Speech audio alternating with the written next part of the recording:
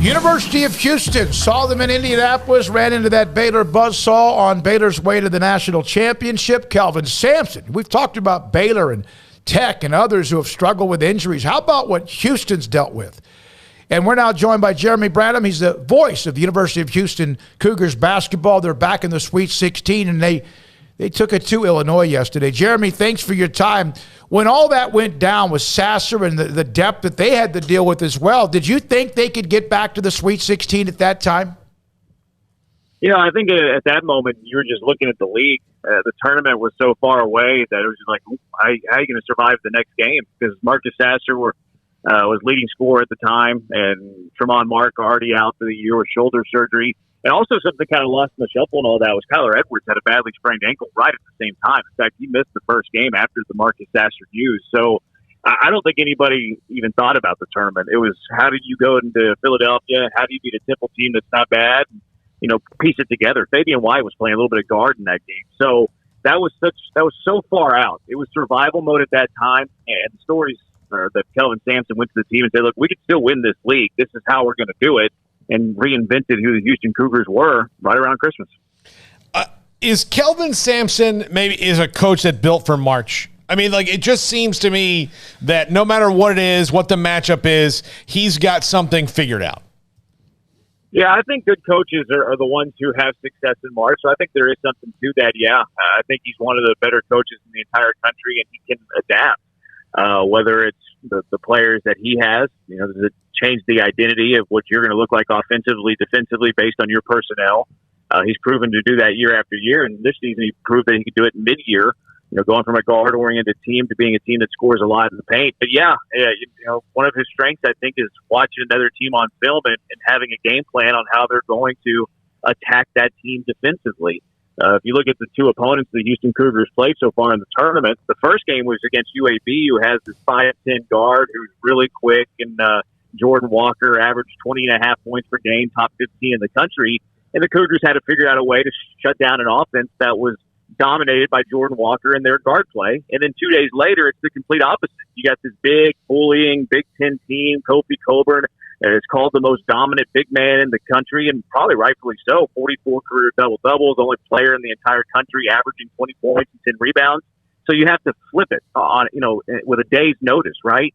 And the Cougars had a really good game plan against Kofi, held him below his season averages, didn't take a lot of shots. They were trying to deny the ball out of his hands. So, yeah, I mean, he plays chess with his game planning for sure.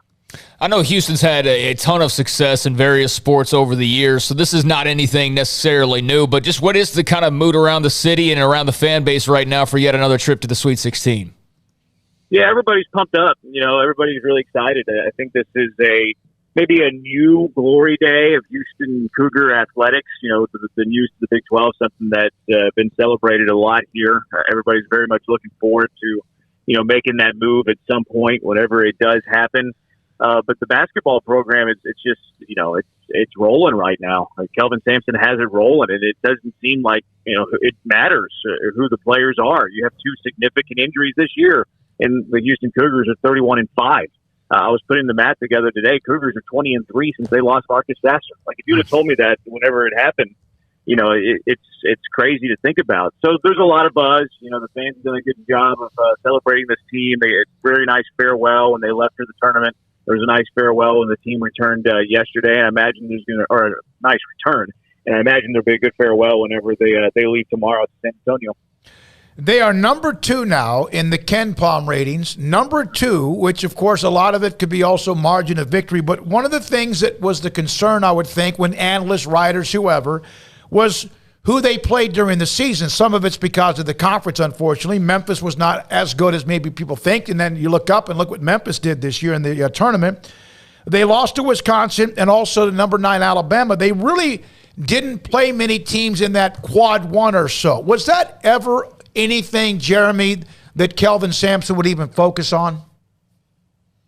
He focuses a lot on scheduling. I think he got unlucky with the schedule this year because they played opponents that most years are quad 1. Mm-hmm. You know, you mentioned the loss to Wisconsin that they had in the Maui Invitational, which was played in Las Vegas. But they played Butler in the first game there, a team that they've been reeling a little bit lately, but is a team that you think could have a chance to be quad one. They finished up the tournament there against an Oregon team who's quad one, it seems like, every single year. They played Oklahoma State on a neutral floor. I think that one actually turned into a quad one.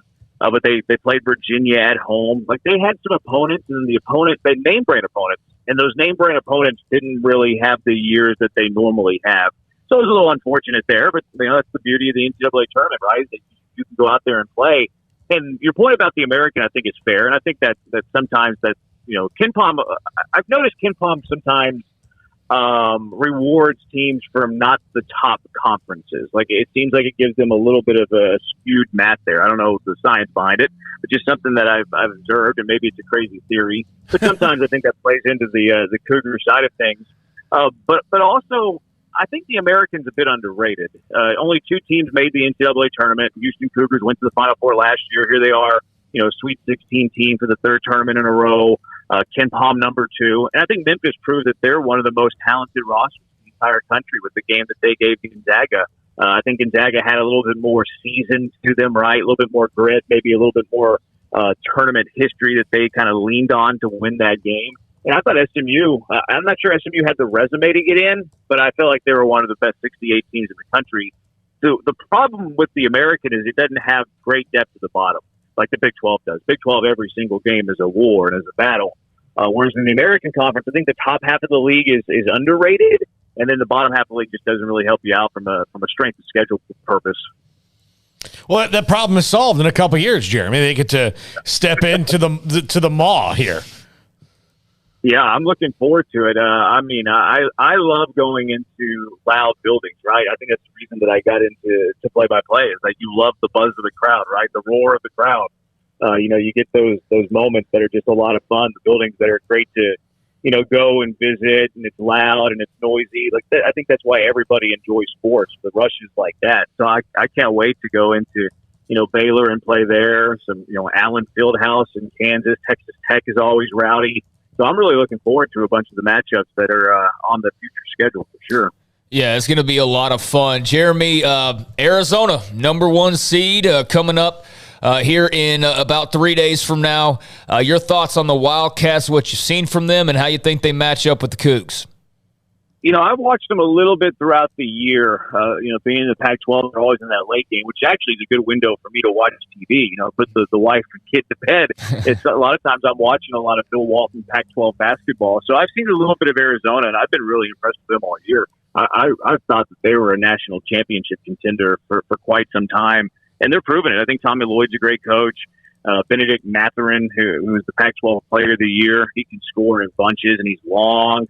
Sometimes long guards can give the Cougars trouble. And then they have, a guy down low, and Christian Koloko, I think is how you pronounce it, had 28 points, 12 rebounds yesterday against TCU. It looks like Jalen Duren to me, if you're familiar with the Memphis Post.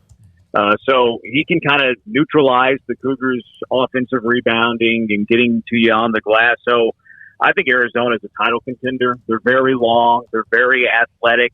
I think it's going to be a tough opponent for Houston, but I think Houston has a lot of similarities to TCU as well. Gave Arizona all that they wanted and maybe should have won that game. You look at Kelvin Sampson, I think he's a phenomenal coach. We saw him in the Final Four. Obviously, you were there in Indianapolis as well. Baylor just had that amazing team that just ran roughshod over everybody. I like him. I like, again, Baylor went through a little bit back when I first arrived back in 2010 with text messages. Sampson, of course, had some stuff like that. I guess it was at Indiana. Some of that now is even legal. But to see the guy come back from a show cause and have the success he's doing, Mack Rhoades, did Mack Rhoades hire him? Yeah. I think he did. Mack Rhoades at Baylor, who hired him and said it's his time to get back in it. I know he's proud of Kelvin Sampson, always talks well about him and what he thought he could do. Yeah, I thought it was a great hire whenever that job came open. And I wasn't doing the play-by-play at the time for the men's side. I was actually doing the women's side. But being a fan of the sport, loving college basketball, loving the NBA, very familiar with Kelvin Sampson, whenever that job came open, I said to myself that if Houston cares about winning, they should hire Kelvin Sampson. And, wherever you have those thoughts, you never really even think it's realistic. You just like, that's who I would hire. You're putting your shoes in the athletic director. And then all of a sudden it happened. I was like, okay, well, now I'm really pulling for Kelvin Sampson. But yeah, it was a tremendous hire. He's won everywhere he goes. You go back to the little days in Montana, whenever he was hired as one of the youngest coaches in college basketball, built up a very little program there, impressed the folks in Pullman, got the Washington State job, and was competing with some Hall of Fame coaches in the Pac-12 at a Washington State program that wasn't winning. It wasn't used to winning. And he got him to Thurman, and he had him contending I'm sure it was the Pac-10 at the time. And then got the Oklahoma job, went to a Final Four there. And I think going to the NBA has elevated his coaching prowess, because he's always been, he's hung his hat on his defense and his rebounding and his toughness, and that stuff still exists. But he'd be the first person to tell you that going to the NBA, he learned so much from NBA head coaches like Scott Skiles, Kevin McHale, who was an assistant with the Rockets, spent some time with Greg Popovich in San Antonio, and he said he would take notes upon notes upon notes. And I think where you see that the most in his return to college basketball is on the offensive end. You start to see some more sophistication offensively. And I think where the program is now, too, is that they're starting to add talent. They're starting to add more talent to this team. Where very early on, it was a dormant program. You were winning 13 games a year. It was very difficult to bring players in. You didn't have the Fertitta Center. You didn't have the Guy V. Lewis development building. So it was tough to bring players in. Now that they're winning, now that they have the Fertitta Center, now that they have the Guy V. Lewis, now that they're going to the Big 12, you're starting to see the talent pool increase, although he's still going to recruit a very specific type of player. He's not going to go hunt blue chippers. He wants a very specific guy. But those specific guys are starting to take an extra tier in talent. So it's kind of just the natural evolvement of a good program. Winning with maybe lesser than talent. Now the talent's catching up. The facilities are there. The conference is taking a step up as well. So it's a program that's rolling, and it doesn't look like it's going anywhere. Jeremy, we look forward to Houston joining the conference. I can remember, all of us can, late July, all of a sudden the hammer hits with Texas, Oklahoma, the SEC, and what the Big 12 did and how quickly they were able to react with Brigham Young, Houston, Cincinnati, and UCF was amazing. And the conference going forward, I think it's going to be a lot of fun. I'm glad that Houston's going to be a part of it again. And thanks for your time. We appreciate it. Good luck this week. I appreciate you having me. Anytime, guys. Jeremy Branham, voice of Houston basketball. They're in the Sweet 16, Arizona. And you talk about dodging a bullet. Holy moly last night with TCU that just kept. And they got up by 9. Arizona made this run a couple of days. And here comes TCU. Very similar to Purdue when they were up by 10. Here comes Texas. North Carolina up 25. Here comes Baylor. But they all eventually just fell a little bit short. I'm kind of a big Mike Miles fan. I really enjoy watching him play. He's one of those guys that he could. He kind of like Jaden Ivey to me last night. Jaden Ivey's not scoring a lot of points for Purdue, but in the moment he's going to do something. Mike Miles is one of those guys who you're going to have at least one half or a stretch during the game where he's locked in, and you better just hope you can withstand it. Baylor had it early in the year against TCU. Mike Miles had that unbelievable first half, and then twisted his ankle and went out. I think that's why they won that game. Had he not, been nursing an ankle in the second half, maybe Baylor doesn't beat TCU in that first game. He was definitely fouled in that last possession. No question. And if it wasn't a foul, then it was a turnover, which it shouldn't have been that, and it was. But they survived. Arizona did survive with that. I said this about Miles. He's gone now as far as the season's over. There were 4 or 5 times last night when he was out on the perimeter. And I'm not trying to compare him to how good Davion Mitchell was from last year's national championship, but 4 or 5 times when he was out kind of, boom, just gone, just like that on his dribble to get close or to the rim or dish something off. And it kind of reminded me of what we were used to watching with Davion, but he did it all the time, every night, night in and night out. Well, speaking of Davion, he's doing his thing right now for the Kings and playing really well, getting more and more minutes, and it's good to see him flourishing on the NBA level. And he's still got a long way to go to be the player he's going to eventually become, but there's a lot of reasons to be paying attention to Davion Mitchell and what he's doing with the Kings right now. And my thing in thinking about Houston joining the Big 12 is West Virginia in particular better get their ducks in a row, because if you look at this conference, Baylor's not going anywhere, even though Jerome Tang's gone. But Kansas State's not going to be much better with Jerome Tang. Chris Beard in Texas, disappointing loss, but, man, they fought, they scratched, they clawed. They very well could have won that game last night, and they're going to get better. Texas Tech is going to be very good with Mark Adams, who I don't think is disrespected or not covered enough. I think we all know how good he is, and I, going back to the conversation earlier, I don't know what else you want. Like, he's up for Coach of the Year and all that. Like, I don't know what else people are supposed to say about the guy, but I think to me, that's more of a chip on the shoulder mentality that people need of we're disrespected. And it's like your coach is just named Coach of the Year. We're getting no respect. Like, you have to have that. I think Tech kind of has to have some of that. But anyways, Mark Adams, great. Chris Beard, great. Scott Drew, great. Jerome Tang, incredible hire. Coach at Iowa State. TJ at Iowa State. Phenomenal job getting them into the Sweet 16 after where they were a year ago. TCU, nearly getting to the Sweet 16. TCU basketball, are you serious? Yeah. Go up and down the line. Oklahoma just barely missing the tournament. They got a little work to do there with Porter Moser, but up and down the line. But they have Porter Moser. Yeah, they have Porter Moser. So, up and down the line, every single team is either good already, has been really, really good as of late. Kansas, obviously, I can't forget them. Or they're better than they've been in a really long time, or they're about to be really good. And the only one I have a question about is just West Virginia, because in terms of moves being made and results, they're the only one that hasn't really shaken the tree just yet. Well, with a Hall of Fame coach. With a Hall of Fame coach, I know, yeah. Yeah, and look, West Virginia's probably lot in life is different because one of the Player of the Year candidates was on their roster, and then he went to Kentucky and Oscar Tshiebwe. Yeah.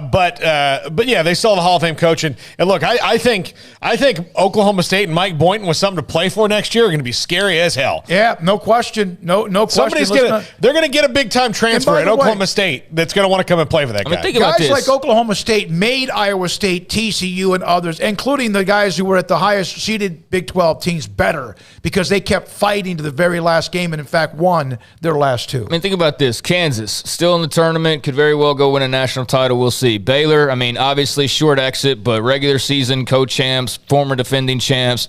Texas Tech in the tournament, may very well win it all. Texas nearly got to the Sweet 16. TCU nearly got to the Sweet 16. Oklahoma State didn't have a chance. Iowa State, Sweet 16. Oklahoma, we talked about that. Kansas State with the hire of Jerome Tang. And then there's West Virginia. And then now, you're going to add in Houston.